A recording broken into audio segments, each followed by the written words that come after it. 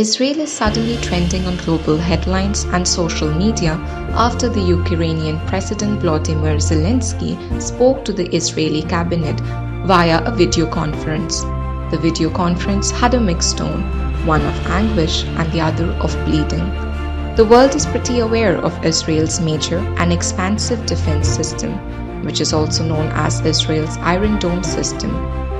Zelensky was seen asking why the Israelis haven't sent their weapons. So far, the country has welcomed with open arms the Ukrainian Jews, but nothing compares to what other European countries have been doing so far.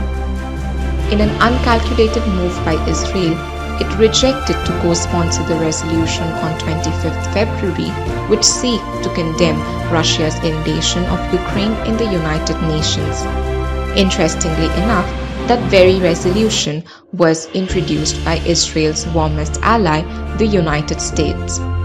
On 10th March, which coincidentally was the day of the Jewish Sabbath, a national holiday, a plane flew out of Israel carrying top officials and it landed in Moscow.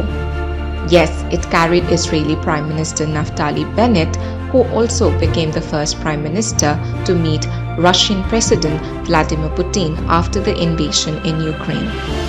However, a question loomed in the background. What is Israel up to?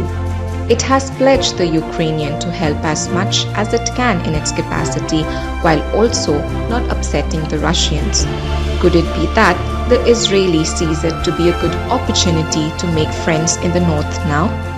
Of course, there has been a huge condemnation over how the West has been reacting to the Ukrainian crisis as mere hypocrisy.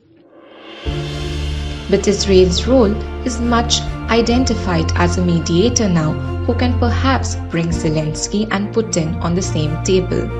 It is no wonder that if Israel decides to choose a side, the defense and the weapon are bound to boom high. However, these are just mere speculations and actions are still awaited.